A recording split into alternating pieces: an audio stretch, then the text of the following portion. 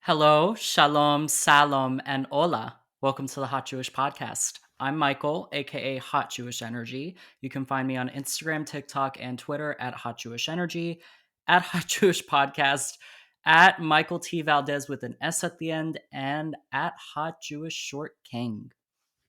Welcome to the episode, everybody.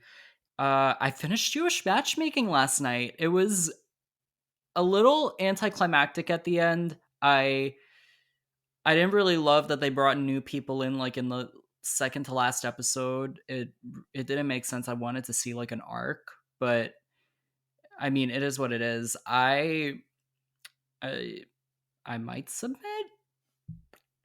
I don't know. I'm thinking of submitting because I am very tempted to.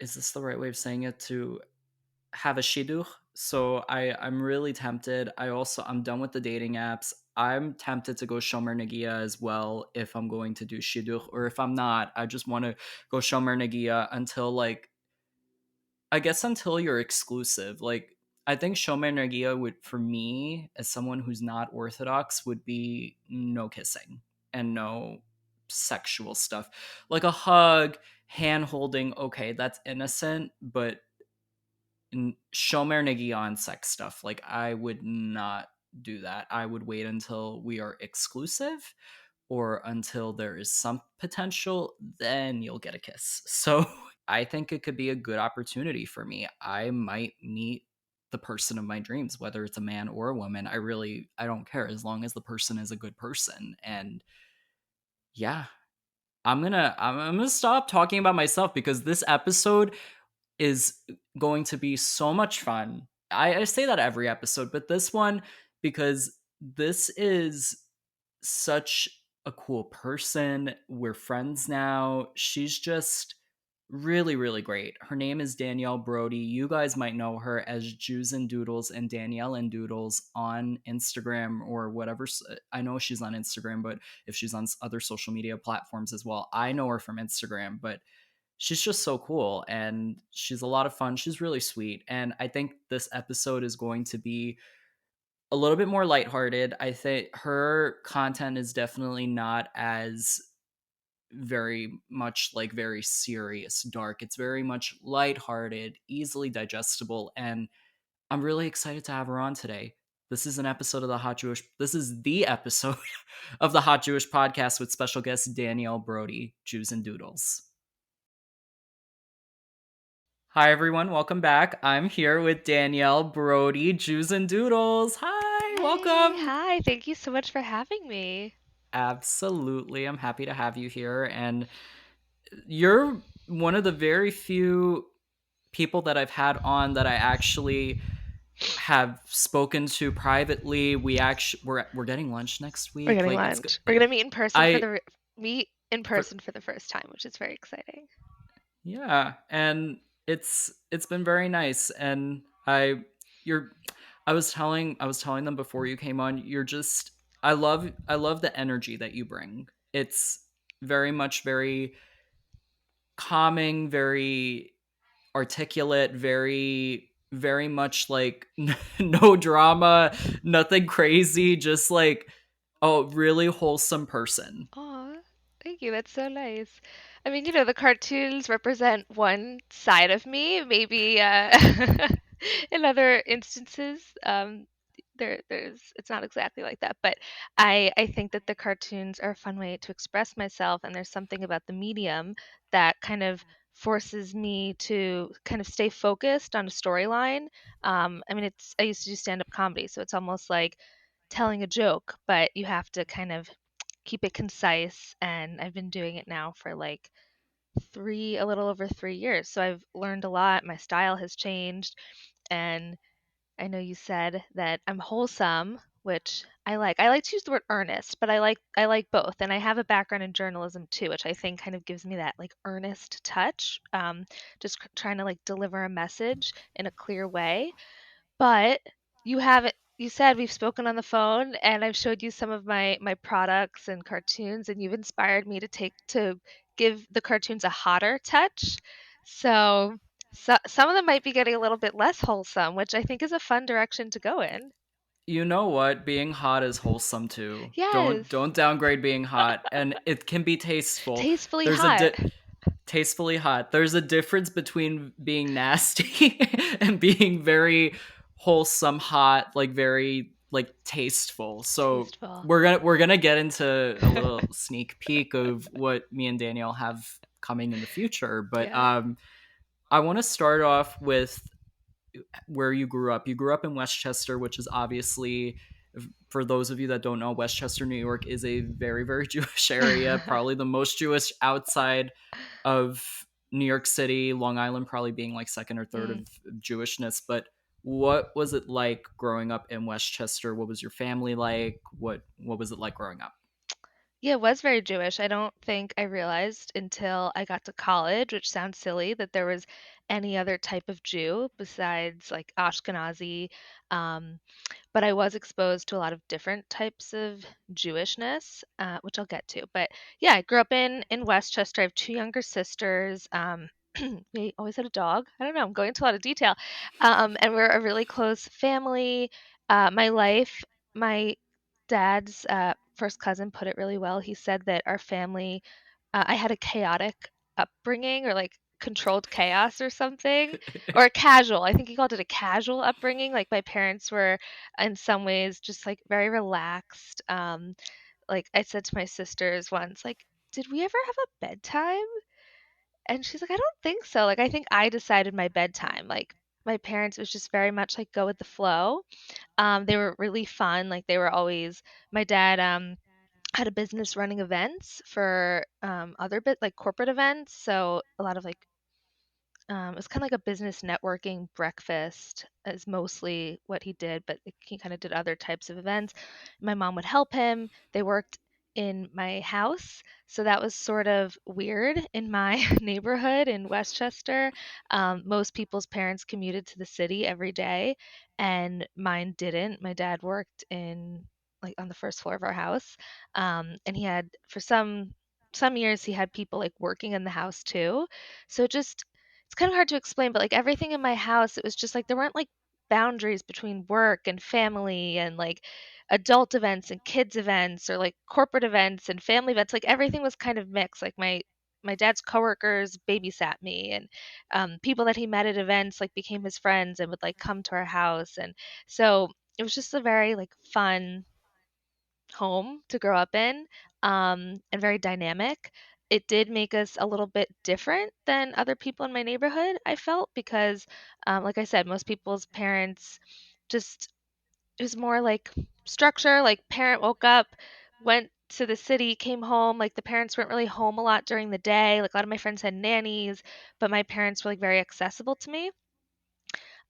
Also, my dad is from South Africa, so we just had this like whole different culture that's like literally foreign to a lot of people. Um, so we just had like lots of South African art around the house, and I listened to like a lot of South African music as a kid. So like those are some of my favorite songs. And every summer, my family would do this huge party called a braai. So braai means barbecue in Afrikaans or in South Africa. That's like one of the languages. Um, so it's like a huge the way they did it, it was this huge party in a park in Westchester. It started in our backyard and it grew so much they had to take it to a park. And like I think at the biggest it was like 500 people, and it was like a whole day thing, and it was like every person in the family was involved in helping. So my sisters and I would like run registration, and then later in the day we'd like run around selling t-shirts after people had enough to drink. We'd like set up games. I think my middle sister would always like be on like food, like helping serve platters of like raw meat, and then people would barbecue them because Bri is barbecue. And that was something I always look forward to. So we were just like always in it together as a family, for better or for worse. Not for worse, that sounds negative, but I mean, obviously, like my sisters and I fought growing up, but we're always very close. And I think that that foundation in my family is like, of course, like shaped my life and has been something that we all fall back on, like the closeness that we have, like even my family's gone through like a lot of changes. We'll get to that. And just because we had this like really strong family bond, my dad told me that him and my mom always like had this policy, which they didn't tell us, but that they never let us like linger in a fight. Like if the two of us were fighting, they like made us, they didn't pick sides. They were just like, those two need to work it out. And I remember in college, my sister and I had such a stupid fight. Like she thought I stole her shorts and I didn't. And I was so mad at her. Like I wouldn't talk to her, and we were mad. And my dad was like, kept calling me, like, "Did you make up yet? Did you make up yet?" And I was like, "Why are you so involved?" Like and it was like he didn't want us to ever like be estranged or ever have a moment that like ruined our relationship. Like it was very important for my parents that we were all, um, we had this bond and we all had a relationship. What was it like when you went to college, when you left the house? I think my parents were happy because They I was a were happy. lot. I was a lot. Like in high school, I went to like a very hard school. It's like small and competitive. My friends were super smart, so I was always like really pushing myself to like take the APs and be in extracurriculars and get into the best college. And it was like all stress that I put on myself. Like my parents never put pressure. They were like, "You're amazing." My mom was such a great cheerleader, and my dad pushed me more to be like entrepreneurial. So like when my college newspaper wasn't giving me any articles, he's like, "Well, just start your own." And I was like, "Okay." And so I did. But I started as like a blog, but it was like there were a lot of roadblocks. No one wanted to say yes, and I did it anyway. One thing I was shocked about when I went to college was that there weren't a lot of Jews. I mean, there were Where did you Jews. go? I went to Delaware, so there were Jews. It's just like I went to a high school where like all of my friends were Jewish. Like it felt like my high school was majority Jewish. And there were a few colleges I like one college I got into, I was like, I'm not gonna go. Like there's not enough Jews. Because I think being Jewish is such a specific like way of being, you're Yeah. Jewish. Like you you want to at least have some Jews around you. Um Yeah. so yeah, I went to Delaware. I actually went, you can like go a couple of days early for like, what do they call it? Jew Fest, Hillel, Freshman Fest. It's run, yeah. Jew No, Fest. it's called, That I mean, that would be if it would that would be a fun that'd thing. be fun. They should do a Jew Jew Fest. Fest. Maybe we do a Jew Fest. Ideas. Keep Yeah, going. I Keep actually have going. like I've been thinking about a Jew Fest for a while, but anyway, I digress. Yeah. Um, so Hillel lets you go to school a couple of days early. Like the idea is because move-in day is on Saturday, so they're like, well, like Jews can't move in on Saturday. Like, I mean, I would have, but so they let you come on like a Friday morning, and they do all this programming, and then of course A Pi has a party. So I met a bunch of Jews through Freshman Fest, and then like the rest of the the non-Jews filed in after those couple of days. Um, but yeah, college was a great experience. I got really involved in the school paper and different activities. Made a lot of friends I'm still friends with today. I was sort of involved in Hillel, but not a lot. I definitely think I was not as connected to my Judaism in college at all. Um, and I kind of reconnected after Birthright, which I did 6 months after I graduated. So it's not like there was a huge gap. um, How did Birthright go? you know, I didn't love my trip, I have to say. Oh. But it's just like birthright trips are so hit or miss. Um, but Were there hot soldiers though? Were there um, okay, so kind of, Oh my yeah. god, what did you do? What did you not do? So I really liked one of my soldiers. It was not reciprocated. But yeah, so I go on birthright. It's fine. My sister was on a birth. I have two sisters. One is 2.5 years younger, one is 5.5 years younger. And the middle one went on birthright too, but we agreed to go on separate trips but at the same time. So when our trips ended, we went and stayed with our family. We stayed with a friend in Tel Aviv and then my family in Radana. Um, and somewhere along the way, I like met a guy. Yeah, it was on New Year's. I met him at a club, and then I like totally ditched my sister, like hung out with him for like the next week.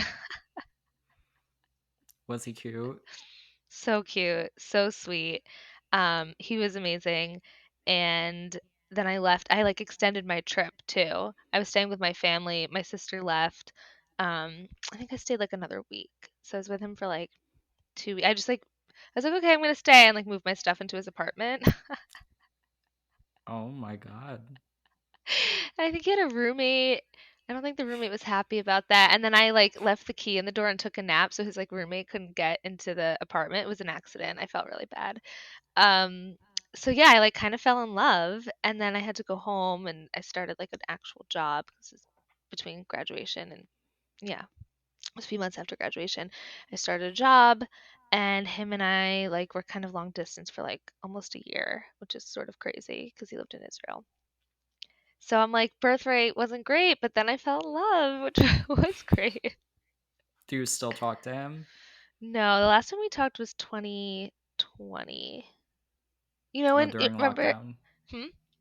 During lockdown? Exactly. Like, and that's kind of what sort of what made me do my first cartoon because during lockdown, everybody was like, all the exes were like coming out of the woodwork. And All oh the how many exes do you have? my God, how do you think I have so much material for my cartoons? Oh my. I mean, I like people tell me this is wrong. I consider an ex like anybody that I went on a date with and didn't go on another one with. Oh, then that's a lot. If I Right. did that, I would have like 10 exes. So I'm like, I have a million. I mean, not a million, but like, no, like this real exes, like real like people that I had actually like been in a relationship with. There's like I think three of them reached out during the pandemic. That's girl. I wish. I mean, I only have one ex. But how so now that you went on that trip and Mhm. now that what got your journey started with the work that you do outside of Jews and Doodles? Oh, like my actual job and career. Mhm. Mm. Um, yeah, I work at a news site. I'm a content marketer, so I work on strategy, content strategy for advertisers, coming up with like content marketing ideas.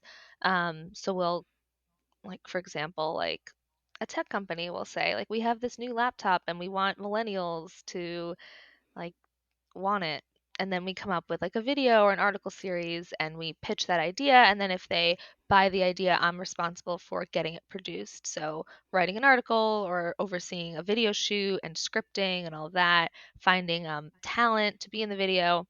So it's definitely fun. It's like a for me like the best of both worlds. Like the pre-sale is what is like the pitching part, and then the Mhm. post-sale is the production part.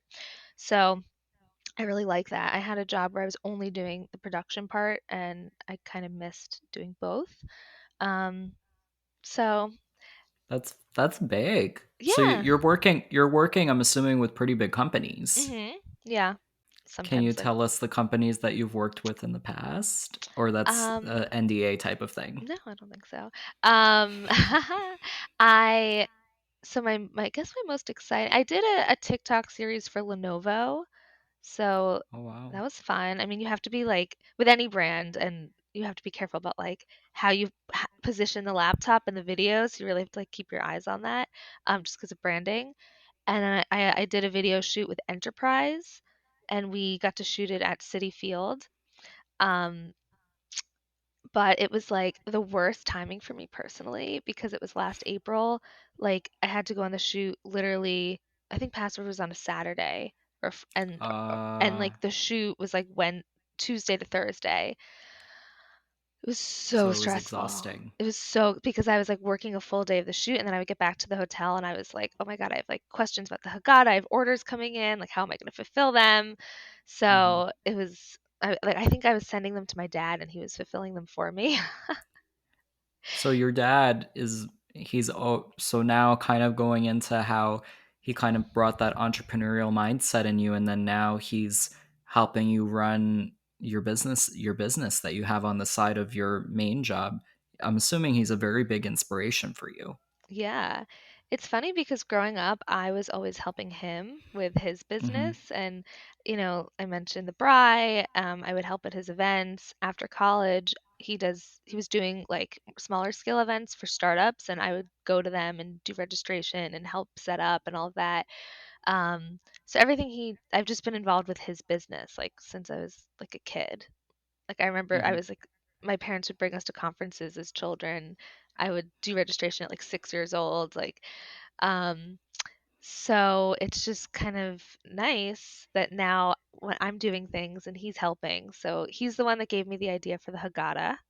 Um, I had sold a few bat mitzvah cards and I had been drawing for like a few months and the cards, people liked them. And I was like, Dad, I really need like a good project or I don't even know how it came up, but he was like, Danielle, it seems like the Jews like your stuff. Like, because my content wasn't really Jewish until 2021. It was mostly about my dating life, about the pandemic.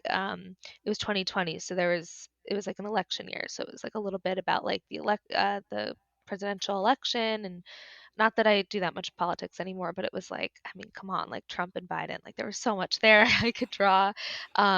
I had a cartoon about like, do you remember that campaign where celebrities were like taking off their top and saying like vote? Like they would like or like post a really hot picture and then say like you should vote. There was like this whole thirst Uh, trap campaign to get people to vote, and like so that was a cartoon. Um, but then I made like a bat mitzvah card, and I just like some Jewish stuff was coming up. Like I think I did like Rosh Hashanah versus New Year's. And then my dad said you should make a Haggadah and call it Forgot About It. And I was like, well, Dad, like it should be called Don't Forgot About It because like obviously we're not forgetting about it. So because of that, I made a Haggadah. Um, and he's the one who he's always helping. Like I needed to deliver them because I was written about like right before the article came out the day before Passover, so in Westchester. So he took me to Westchester to drop off Haggadahs. I've done events. He's my friends always ask if he's going to be at my events. Like they're like, "Where's your dad?" Because he always will come and bring the microphone and help with setup. And he's helped at my markets. I do live markets to sell things. He comes, and he's just like he's always been a step ahead. Like when I was doing my cartoons on paper, he was like, "Eventually, you're gonna need like an iPad or a digital drawing format because it'll make you faster." And I was like, "No, I like." The whole point why I started the cartoons was kind of like to relax, and it's to me it's relaxing to like draw on paper and do the watercolor. Like if you look at my old cartoons, like they're all on paper with watercolor and colored pencil. And I was like, I couldn't imagine going digital. And he was like, "You're gonna have to." And I was like, "No." And then I listened to him. He was right. He was like, "People are gonna ask you to draw cartoons, like pay you to draw cartoons for them." I was like, "No, they aren't." And like I've had a bunch of custom orders. wow. He's just like he's like, "You're gonna end up doing live events." I was like, "No, I'm not." I'm like, I've done several. So your dad really, he was like the fortune teller for you. He kind of just knew what was going to happen, and it ended up working in your favor. I mean, look how many live events you've done that have been so successful. Yeah. Yeah, and it's nice he's always there to help, and I think that one like other part of the story that like I don't really talk about is that him and I like many families like we struggled during the pandemic. We all like hold up together, me, him, and my sister, um, and like fought. It was hard. I'm sure a lot of people can relate to this. Like my dad and I like we had we were struggling. And I mean, we might get to this, but like you know, and I share this in my content sometimes, but like my mom died when I was 22. So it's been difficult to navigate like family dynamics, even though we do have this strong foundation. It was like based on my mom being there and being the glue. So for the past like 8 years, we've all had to put in the work to like make it work. And Mm. it has not been easy at all. I mean, we all love each other so much, but like it's really hard. I think anyone who's lost someone like in their nuclear family can relate to it being like very difficult to like navigate that and it be I guess in some ways easy for everyone to just go in their direction and be like we're never going to talk again, but that's like not how we are, and making it work is worth it, but it can be hard. So my dad and I were like struggling a bit, and then I made my first cartoon and my sister showed it to him and he was like, "This is incredible." Like, and he actually draws too. And he was like, the spacing is great, and the the copy is great, and the colors are great, and like she just gets it. Like this is amazing. And and So it was then kind of in your blood in a way. it was in my blood, and then it kind of brought my dad and I back together because we like we were fighting, or we things weren't going well, and then I drew, and it gave us something, and it like brought us back together, and now everything's good, but it kind of like healed our relationship. How, so you were able to heal your relationship with your dad. How were you able to heal after you lost your mom? Ooh. Because that's something that's, especially at a young age, that's something that no kid should ever have to go through at that young of an age. I mean, you lose your parents no matter what. Mhm. It should, I mean, 9 times out of 10, it should be that you lose your parents, not the other way around. A parent losing their kid. That's just next level terrible. I'm But so lucky my mom didn't have to deal with that. she, I mean, That's a how, joke. Sometimes I make dark no, jokes. and that's, and how are you cope how did you cope with that very traumatizing point in your life? I mean, you lost your mom. I'm 23. You lost your mom like when you were a year younger than me. That's tough. Yeah, I mean, it's horrible. Obviously, it was very sudden, so it's not like I saw it coming at all. So I just remember saying to my, it was just like, it's like all of a sudden you're living life one way, and then all of a sudden, like it completely changes, and it's like, Hmm. sounds so obvious, but you're just not prepared. I was like, how do I deal with this? Like, how do I act? How do I go forward? I was like, I feel like it's almost like, this is such a weird analogy, but I said to my friends, it's like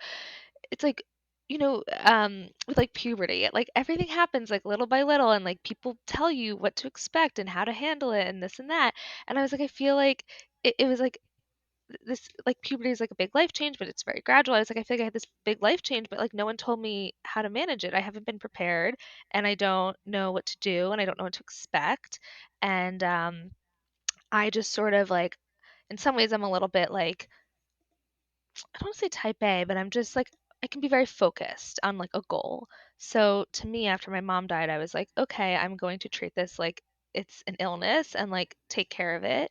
So I just like went to a lot of therapy and was just trying to figure out like how to get through it. And I found that I did turn to humor sometimes. Um, and I remember I was like seeing two different therapists at the same time, and I was like, I feel like I'm like cheating on one with the other, like, and I forget who I told what to, and it's like, and I just made so many jokes, like I'm just like in so much therapy, like I pretty much go every day, like, or I just like made a lot of fun of myself, and I mean, they say that there's such a fine line between like tragedy and humor, or tragedy and comedy, and I found that all the time because things were just so horrible. It's like funny. I don't know, like so bad it's Mm, good. Is that the expression? Like I I remember like get, yeah. at Shiva, like I was just, there's so many people at my house and so many people I didn't expect to see, and I just felt so overwhelmed that we live in like a split level house, and there's like stairs kind of in the middle of like the living room, like a little staircase, and then there's sort of like a little, the second level kind of overlooked the first level because it's like split, everything's kind of together, kind of like how my family was, like no boundaries, no walls, no stair.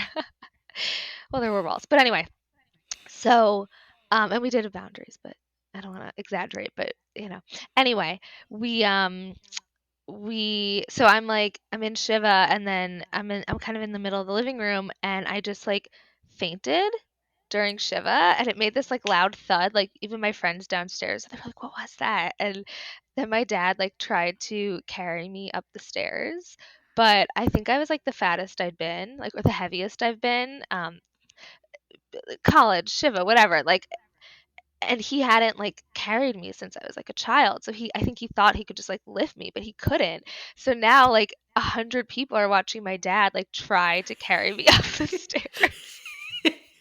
And then my uncle tried to help, and I was like, and then my sisters, like each one grabbed a leg, and I was like, oh my God, guys, it was so embarrassing. And then they like put me in my mom's bed, and I was like, bring me blueberries, and they were like, people want to say goodbye to you. I was like, I like said to my friends, you need to vet it through me, like no one can come up unless I say so. Like I don't want just anybody coming up here. And You're such a diva. I was such a grief diva, right? Um, and I felt like such a queen. I was like, I'm unwell. Like the queen is unwell. Oh my So just like, god. and I would like laugh about this, or like the superintendent like came to the house and asked if I needed help, needed anything, and like no one else was there, so it was kind of weird. She like came on her own, and I was like, "Can you drive me to CVS?" And I think she was like shocked I actually asked for something, and then I like ended up having a panic attack in CVS, and it was just like so awkward with her because I was like, that was bad. So just so much funny stuff happened, and I remember like it was just so hard to relate to people my age, but I think humor, I would like kind of try to find the humor in it, but I think that kind of freaked people out. But it was like the only way I knew how to deal with it. You took your humor and you did stand-up comedy too, which Yeah, that yeah. happened in 2018. So my mom died in 2015, and then in 2018, I signed up for like an intro to comedy class in Astoria, and you have to come to the first class with 5 minutes of material. And I was like, I don't know what to talk about. So I made a bunch of jokes like about my family, my grandma, and I had this one joke that was like something like, I feel like I can get away with anything. I was like, my mom died a few years ago. Don't worry, we can laugh about it. Like my dad said it was okay. Um, Something like that. And then it was like, I can get away with anything because of my grief card. And something like that. I was thinking about this last night. I was like, I think that was the joke. And everyone liked it. So my instructor was like, you should just do your 5 minutes about grief because that was your best material. And so I was like, oh, okay. Like didn't expect to do that, but if you say so. So I built a 5 minutes about grief, and um I I had this like whole elaborate joke about my grief card and how I'm like an overdraft because I like overused my credit, and how I had like bucket, or I don't even remember, I had like, oh, I used like 10% of my anger credit and 20% of my public crying, and um, I don't know. It was like an elaborate joke, and I just like, yeah. So I built this whole set, and I was doing it at like, I got booked in a few shows. I was doing it at some open mics, but it was just, I mean, at the time, I feel like now if I did stand up about grief, it would like go over better. But at some open mics, it was like something that just wasn't. It was like before TikTok. Like even though we're just talking about a few years ago, like I feel like people are so much more open about every feeling now, and like raw, vulnerable emotion. And when I was like going around to open mics in 2018, 2019, 2020 for a bit, it was like hard to get into like a room of strangers and be like, "Hi, so like my mom died." Just like lay it on the table right there. Yeah, like, okay, now I'm gonna make jokes and it's okay. And like it just depended on the crowd. Some people were very open to it, and some people it took them a while to warm to Yeah. it. Especially with like an open mic, you have like 4 minutes, 5 minutes, so it's hard. And then after a while, like the jokes that I wrote in 2018 just like weren't really like accurate. They didn't like feel Working. right anymore. Yeah, I was like, I moved past my public crying for the most part, and my like anger and my like public panic attacks, and um just a lot of the stuff like didn't really I felt like I moved past a lot of that. So then I had a joke I really like that I know I've moved on. I don't like the word moved on. Move forward. I know I've moved forward because I used to go to the cemetery and visit my mom and cry, but now I go and I compare her plot to everybody else's. So I'm like, Dad, how come the Schwartzmans have an ivy bush and we don't? And like, her plot is cleaner. Can we get someone in here to fix it? So now it's like a keeping up with the Joneses situation at the cemetery. I love that you're able to take all the hardship that you've gone through and make it into something positive, make it into something the that doesn't want to make you cry or make you angry, because we're already living in a world that kind of sucks now with everything that's happening. And Mhm. to be able to have that lightness even with something that's completely not good, tragic situation. I wish I'm trying to do that more. I mean, my dad is going through his own health struggles, and Mhm. it's gotten to a point where even when something is just so ridiculous, like he's yelling at me or he's like making weird noises because Mhm. mentally he's not okay. It's very sad. I can't cry anymore. I laugh. It's bad. Like in situations where I shouldn't laugh, I'm laughing because I just that's the only emotion that I can invoke now. Yeah, I don't know if I'm you feel sorry have to you hear felt that. that? Like, Um, yeah, I mean, I just remember, like, sitting there. This is kind of a funny anecdote. So, and something about growing up in Westchester. So, my family, like, we went to a bunch of different temples, but we ended up at a Chabad, which is funny because I'm pretty reform. And the rabbi was really great. And after my mom died, very lucky to have them. They were wonderful. But he brought over this woman who was sort of like a kind of like a trauma and grief specialist for kids. And she came over and wanted to like talk to us. And I just remember like she didn't really know our name. Like she didn't know a lot about us. I think that she just kind of like showed up. And I just remember like she left and my sisters were like absolutely not. And I don't even remember my story, but like we were just kind of like hysterically laughing that like she was there. And I just remember like it was just so horrible and so tragic and so upsetting. But then we could also like I just remember moments during Shiva of like laughing or um I forget your question. But it was just like it, this is it so was horrible. This is such a nightmare that like uh what can I do? Like I keep crying. Maybe I laugh, like, it's just this crazy space to be in where you're just like, "I don't know, like, what am I supposed to yeah. do?"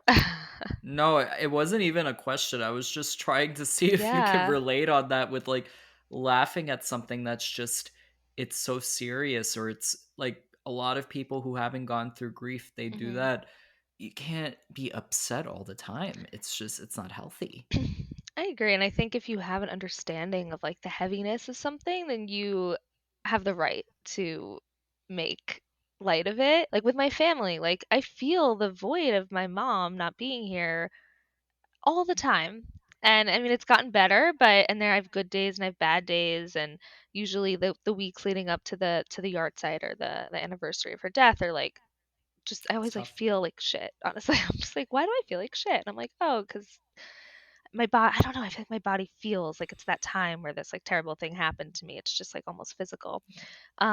And like every, I was with my grandma and my dad on Mother's Day, and I'm just like, how did my family that was like this get to this? And it's not like it's it's still beautiful the way our family is, and it's still great, but there's like this void and it's really sad. So I feel like oftentimes like those heavier and sadder moments are the ones that fill more of your time. So why not sometimes when you can like make light of it and make it funny and expose like the ridiculousness of like life and these things that are so out of our control. So sometimes the only thing in your control is like the way that you react, and making like a joke that can kind of like make everyone laugh for a second and forget about that and like feel like you're in control of the situation and like the narrative in some ways is so worth it. Hmm. I love that. I I love that we're on the same page about that because a lot of people would think otherwise. They'd kind of make you feel bad for it, but it's your own it's your own shit that you're going through. You're allowed Right. to make a joke about something that you're going through. And sometimes like I'm sure you can get a picture of my mom if I try cracking a joke about something that's not really funny, but I'm trying to get through it with humor. She sometimes is just like, Michael, don't. Like because she's just not like that the way that I am, and that's Hmm. okay. Some people aren't, but It's not for you everybody. it's not. But you're we see that side of you making light of serious situations or just like kind of trying to figure out if it's a good deed or a bad deed, a mitzvah or Shandah. Hmm. How did you get into creating that game and taking these? either serious instances or kind of ridiculous situations and making light of it. Yeah, I mean, I think that my whole, and we've probably talked about this before, but when I started making Jewish content, I think um, a big part of my mission is like, how do we make Jewish things like accessible and fun for everybody and take that seriousness out of it? And I Mhm. think, I mean, like I said, I'm a bit more reform. I don't go to services a lot, although I do like the tradition of Judaism, and there's nothing wrong with like going to services, but I do think sometimes they can be hard. Even me, like I grew up going to Hebrew school and synagogue, and then I started going to like more Jewish events after Birthright because I met someone who would take me to everything, and I was like, ah, there's like a lot that I don't understand, and I feel a little intimidated, and even though I'm a Jew, like there's so many spaces that you can feel like a bit intimidated and like you don't know enough, and I think Judaism is just such a beautiful religion and culture, and like there's so much that we do have in common, and just in terms of like our experiences and family and like these situations. And I really enjoy like the more people I meet, like learning how much we have in common and just like this thing that like bonds all of us. So I had made a bunch of products already and I got this award last summer from New York Jewish Jew Week. I was just that was actually one of the points that I wanted to bring up. You got Ooh, Jewish Week's 36 to watch, which is very, very applaudable. yes, thank you. So I got that last summer and I was like I had just done my Haggadah and I had nothing for the summer. So I was like, ah, like what do I do? They're watching. Like everyone's watching. I mean, I don't think everyone's watching. You make it sound like you're being stalked or something. You're being stalked by the Jews. Like they have tabs of me and now they're it almost felt like, oh my gosh, do I deserve this award? Now I need to like do something to prove that I deserve it. Which is like again me just like putting this pressure on myself, like which is a Mhm. theme in my life, which makes me produce a lot of things, which also gives me a lot of stress. Me. Me. It's like, I mean, then we're very productive people, but it's also like I stress myself out. But and when you're like, Mhm. oh, your drawings are calm, I'm like, I'm glad I convey that because that's not me really all the time. Um, so I was like, they're watching, and I was like, all right, I need to make something for Rosh Hashanah. And I just remember like this whole concept of sins feels so serious and also ambiguous. Like, what's a sin? How do you really, like, when you do tashlich and throw your sins into the water, it's like, how do you know what a sin actually is or isn't? And I just thought it was like kind of silly too. Like, there's so many things in Judaism that are just like a little silly.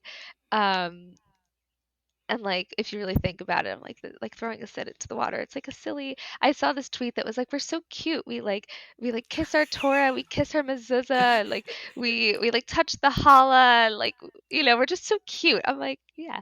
So, anyway Wait, that gives me an idea for one of our projects. We should put a thing saying like, "Oh, it's so cute." You continue, continue. Okay, we'll have our brainstorm. See, so Yeah. many ideas come up all the time. There's so much there. So I was like, okay, this whole sin thing, like I'm confused. Like, so I was like, maybe I make like a game around sins. And when I was a kid, my sisters and I, like, again, when I say it's silly, like there are ways. I mean, I just learned about the tradition that, like I think it's a Sephardic tradition on Passover during Dayenu, you like hit each other with scallions. Yeah. I'm It get Ashkenaz. shit goes down in this house when Yes. it's Passover. We're like beating each other, red marks. Like you got to be careful. It's Oh my bad. Like, gosh. and we're Persian, so we're very aggressive. Yeah, I didn't know this existed till my Persian friend from Great Neck like told me about this, and or someone else told me, but I was like, oh my gosh, that's so cute. Um, I love it, and I'd never done it, so I was like, oh, there's just so many traditions. I love it. So now all the Jewish holidays that I loved and made me so happy have this like tinge of sadness, and it's gotten better over the years, but like it really isn't. It hasn't really gotten perfect. Nothing's perfect, but it's not something I've resolved. Like, I don't. I used to go to temple for the high holidays with my mom.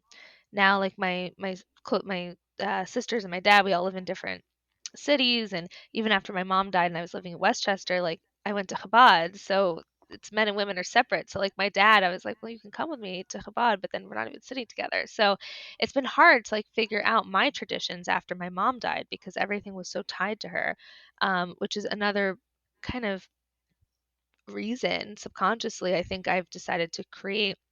I don't know if I decided, I think it just happened that I ended up creating all these products because I'm like, if I can make a holiday easier or more fun or happier for someone who's celebrating it like with their family or in a new way, like this is like the stuff that I need now that everything's changed for me. So hopefully it like helps other people. I mean, that's kind of why I was so excited about the Haggadah. Um, so growing up, my sisters and I, we'd like go throw our bread into the water and we'd be like, you need to throw more bread. You've so many sins and like you did this, like you took my skirt, like you throw a sin for that. Oh, and you made me late for school. Throw in more bread for that. So it just like got very silly. So I was like, maybe there's a game around that. And I thought that the game would be like called Sinners or like Bad Apple and just like be about sins. And I kind of like, long story short, tricked a bunch of people into coming to my house for Shabbat for like a game night, but really it was like a focus group. I like kind of mentioned it in the description, but I don't think people exactly realized what was happening. And then I was like, okay, everyone, like, what do you think I should do for a game? And like, here's an index card, like, write down a sin. And we just like we did have like a focus group in this living room that I'm sitting in right now. And at the very end of like this like roundabout conversation, someone was like, "Well, when someone has like something in their teeth, do you tell them? When someone's fly is down, do you tell them? If you're like on a dating app and you start going out with someone, but you know that your friend went out with them a few years ago, like, is that okay?" And everyone like got so into the conversation. And I was like, okay, everyone out. Like, not really, but like in my head, I was like, okay, okay, they need to go. Like, I have my idea. And I was like, this is the game. I need to come up with like debatable Jewish situations, and then you decide if it's good or bad. And then I don't even know how it all happened, but then it became Mitzvah or Shandah. And I think my dad says he came up with the name. I say that I do. I even have a video of us like fighting about it. I've never posted it, but and then it just grew from there. And I had the whole game as like a prototype on index cards, and I would like bring it. I had like a couple of happy hours where I tested it, and then it like turned into an actual game, an actual product. And that turned into a show. Yeah, I don't even. Sometimes I'm like, why did I do that? No, but it's a game where I mean you could really do so much with it. I mean, Yeah. it could eat. Well, almost like how did I get there? But yes, I think I turned it into a show because I thought it would help like sell the game, and then I was like, wait, the show is actually. I remember being on stage for the first show, and I was like, it was the first one, so everyone knew like roll with the punches. This Mhm. is new, and I was like, guys, this is fun, right? Like I'm having fun, and they were all like, yeah, this is really fun. And the comedians who do the show like get off the stage and they're like, that was so fun, thanks. Like thank you for letting me do this show. I had so much fun.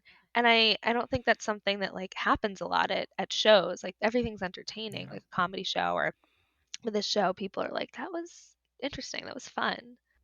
I gotta get on one of these games, or I gotta come and see it at least. Like it sounds so fun. Should we do one?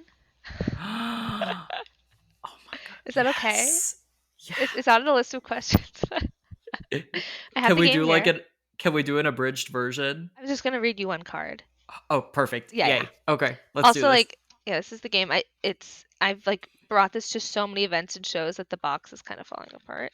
Mm, Okay, I'm gonna pick a card. I did not plan this, so I also want to say the game Mitzvah Shonda.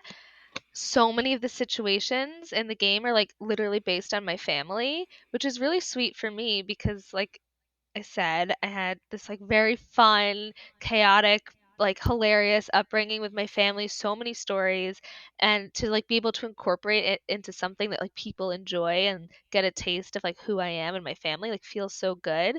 And it's almost a way to like keep my mom's legacy alive, like in a way. Like she was such a good storyteller. She always had drama and like but like funny drama and stories, and she just always held court like entertaining us. So I feel like this is sort of in a way her legacy.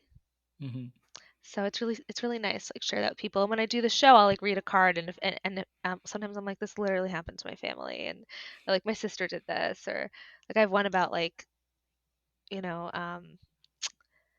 this one's my favorite. I'm not gonna read this one too because it's not seasonal, but um, it's like you go on a hayride, a Christmas hayride, and the priest asks if anybody knows a Christmas carol, and you suggest singing "I Have a Little Dreidel." And people are like, "What? Like that's hilarious." And I'm like, "Well, like that happened to my family. Like my dad took my sister on a Christmas hayride when she was 6 and she had everybody sing I have a little dreidel." And so just like stuff like that is and then you weigh in Mitzvah or Shonda.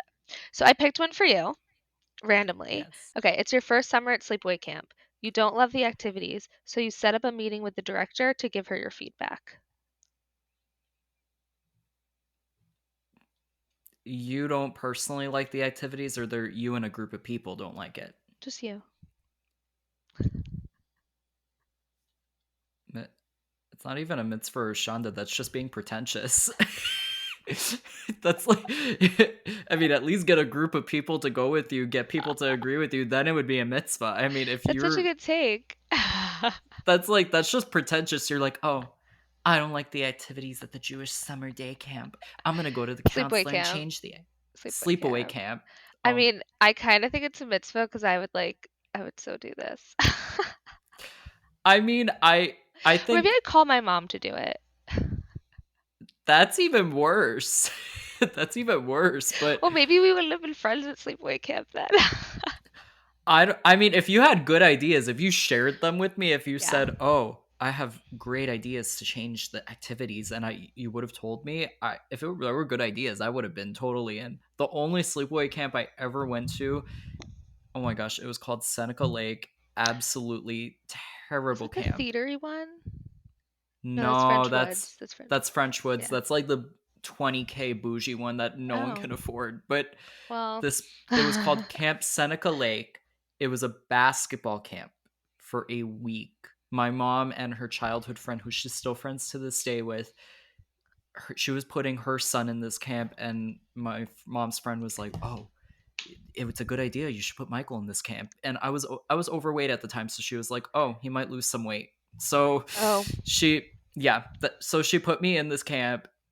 I kid you not, it was probably one of the worst weeks I've ever had in my childhood. Oh. I It was really really bad, to the point where, oh my god, I will never forget it. There were a bunch of these assholes in my bunk. I was bunked with one of the kids that I was with. I actually went to elementary school with him, and I was friends with him in elementary school, and he was so fucking weird. It was like, I mean, we were young. This was like almost 10 years ago, probably 10, 12 years ago, but he was just so weird with me. And it got to the point where these kids were so mean. They I remember one night they took my towel, because we had like an open, like kind of communal bathroom area in the back of the bunk, and they took my towel. They were trying to rip off the shower curtain while I was taking a shower. I remember I ran out. I was like so mad. And I was like, and when I got back home, when I got back home to my mom and everything, I said to her, I was like, never do that again. That was absolute horror. But if you were in camp with me and we were together and you had good ideas to change the activities, I would have loved it. I mean, See, so maybe anything. it's a mitzvah. Maybe it's a mitzvah. Yeah, it's a mitzvah. What they did at the camp that I went to was Oh, Shanda. That absolute was Shandah. Shanda. Absolute That was. Shandah. See, Mm-hmm. and that's where the game is fun because I find like when you play it, it kind of like pulls out these old stories in us and it's just I think it's a fun way to like get to know each other and just kind of like laugh about shared experiences because like us two, we both have gone to sleepaway camp. I did not go to basketball camp, thank God. But Oh my god. And I'm not a sports person at all, so they had me like doing random shit during the game. I oh my think I God. sat out most of the games because they saw that I didn't know how You to got play. water for people. Was I was the I don't think I was the water boy. No. That's I probably a wasn't the special skill to be the water boy, actually. I I went mean, to field hockey camp for 3 days, like literally just 3 days. And I think when my parents picked me up, I like cried of happiness. I was like, let's never do that. I was the one who wanted to go because I was playing field hockey and I was bad at it. So I was like, let me go to camp and like improve my skills. And I'm so not athletic. When I mm, left, they give you a card on like when you get there, they assess your skills, and then when you leave, they like assess your skills to see if you like got better. Did you get worse? I think I did get or I like stayed the same. It was like Danielle needs improvement. Like you should send her for 2 weeks next time. I was like, fuck it, I don't care. I'm not gonna be good at field hockey. Just take me home. Oh my god. Mm-mm.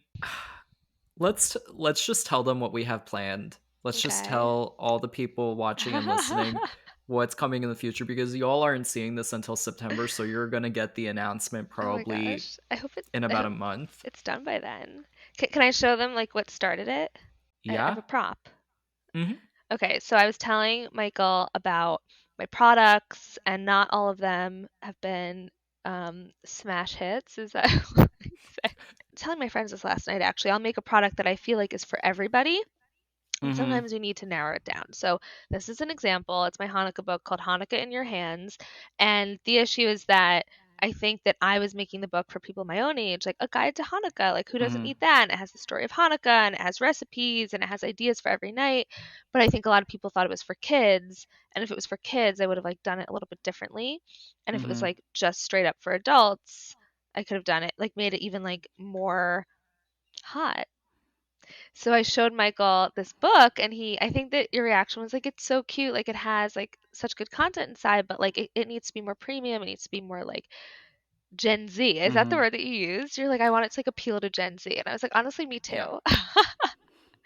um, so I think then we had the idea to just revamp the book and call it Hot Jewish Hanukkah and Mm-hmm. just make it for, Gen Z and up and make it hotter. And I think that there are like so many fun ways that we can dig into that theme. And I'm really excited. And like that conversation that we had, I think like 2 months ago or so, which was really long. I had nowhere to go and I couldn't. I had broken my ankle. So like you had my full I attention. I was like, remember. I remember I was sitting in my car the whole time. I was like, damn, this girl has not been having luck. I was like, I'm like on crutches. Like I'm afraid to leave my apartment. Like I'm just here until you don't want to talk to me anymore. Um, So you like unlocked something in me where I was like, I don't know. And it was, I'm just very grateful that you did because I was like, yeah, I can like have a little bit more fun. I can be a little bit more myself. Like I am an adult. Like I, tastefully, tastefully hot. And so now Yeah. I'm kind of like trying to do that with like my cartoons too, be a little bit more Yeah. tastefully hot. You're taking submissions now for Sex Life of Jewish Girls, which I remember you texted me about it. You said, "Oh, I have an idea. What if I did this?" And I said, "I want in on this. Like this is fun." Like I think I even the Yeah. first thing that I sent you is like, "Oh, you encounter your first uncircumcised penis." Hmm. And I'm sure from whatever submissions you get, there's gonna be someone who has that. That I mean, I would consider it a horror story. I Oh, well. personally, yeah, I've had my one experience of well, no, two. Ooh, it Ooh, was two. too. One was an I'm American guy. One was American guy, and one was an Australian guy. And Oh, well. yeah, it was yeah, but I'm yeah, not when you gonna count mine for you, but we've already fed you guys enough yeah, today. you're right, you're right, you're right. Yeah, you They know barely know that. anything about the book. It's just like it's gonna be Oh yeah, it's gonna be. I think the nice thing about it, it's gonna. What me and Danielle were talking about, we wanted it to be something that it doesn't have to be updated every year. It can be Mhm. updated maybe let's say every 5 years, every Yeah. 10 years. There's like editions of it, but I want it to be I really wanted it to be something, especially since I remember I told you like I wanted it hardcover, or at least It's gonna a be hardcover, hardcover, I or at think. least an option if people can't afford hardcover, which I totally Oh, true, get. true. Okay. It hardcover can be expensive, but um I want it to be something that can be in your bookshelf for many years. It's not something that's going to get I want it timeless, something that's going to be Timeless, timeless. evergreen. Yeah. Yeah, because and that was the issue I've been running into with my books. I'm like, I want to update it every year. And then I'm like, Danielle, why do we do this to ourselves? And also like people might not want to buy a new one every year. That was the issue I ran into with my Haggadah this year. So now I'm planning to make my Haggadah. Right now it's New York themed. And I mean, I think I'm going to edit it to be more evergreen and then do more cities. Something that's fun about like my content, it'll be fun about our book and like my cartoons. I think a lot of them have like this unexpected element, like they just look so sweet, and that's kind of my comedy, and the like the grief comedy I did too. I think Mm-hmm. I get up there, or as myself, or if I present like a cartoon, you think it's going to be one thing and then it's kind of something a little bit different. And I like that like element of surprise, and like I know this is like an expression that's lame, but like surprise and delight, or Mm-hmm. I like hearing like the giggle people have from like being surprised, or even with the Mitzvah Shandah game, like of course it was random. I didn't pick like my best cards, but some of them like you pick it and you're like, ooh, like what? Hee hee. Like that's so funny and like unexpected. Um, so I like giving people that experience. I'm like, who knew that I could sort of draw and deliver it that way? I think everyone that follows you, everyone that follows your journey, they see that too. They see that it's something that's very important, something that's very lighthearted, something that is fun for the whole family. Really, I love that you're able to find your audience through people that are older, but also people that are younger too, so that it's for everyone. Everyone can have a little bit of fun. It's like SpongeBob. Yes. SpongeBob is a Aw. kids show, but you have some a little spiciness in there that flies over kids' heads. I started this brand when I was like in a relationship with someone, and um I mean I started drawing before that, but it kind of got a little bit bigger and I was like in a relationship, and I think the past few months I've been like dating and just more in that like single, we're not in a relationship anymore. So I've been like in that single world, and I think that kind of changes, I mean, your tone. I think anyone who creates content, like as you live your Yeah, life, like you go through different phases where what you want to share and your tone kind of shifts. So yeah. I think I'm ready, like I said when we started this podcast, and um to be tastefully hotter. And I mean, one day I want to make an expansion pack of Mitzvah Shonda that's like, what do we call it? The I hot Jew pack. the hot Jew pack, or like sexy shot. I don't know. I actually saw on someone else's site, so I can't take this, but they were like, rated race, which I think is so funny. That's okay. So I That might do I like a rated race version of Mitzvah Shonda. I think that Hot Jewish Hanukkah will be rated PG-13, but we'll see. PG Do you 13. think race? I don't know. Let's That's see. something that me and you have to figure out, and you guys are gonna find out later. But I I'm so thankful that you came on today. I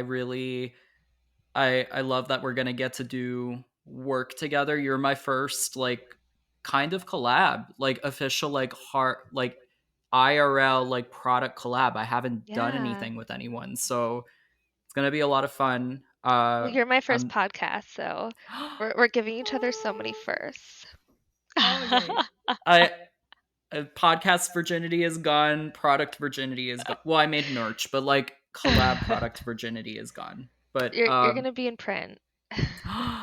I was telling my mom about it, and it just I I'm still in shock that this is gonna happen. But thank you so much for being here. Thank you for And having me. where can everyone find you? So many places. So you can follow me at Jews in Doodles on Instagram, and then I also talked about the cartoons I do, like more about my life, and that's Danielle in Doodles. I also send out a newsletter about every week, and you can sign up on danielleindoodles.com. And I do, like Michael said, I've been producing comedy shows, events, etc. So I don't know what I have in store for the fall, but if you follow me on social media or my newsletter, I will not be quiet about it, so you'll know. Yay. Well, thank you guys so much for watching wherever you are right now, at home, on the road, drinking your favorite coffee or something, whatever you're doing. Thank you so much for watching. You can find me at Hot Jewish Energy, at Hot Jewish Podcast, and at Michael T. Valdes with an S at the end, and my new page at Hot Jewish Short King. Thank you so much for watching, guys. Have a great day, night, wherever you are, and we'll catch you later. Bye, everybody.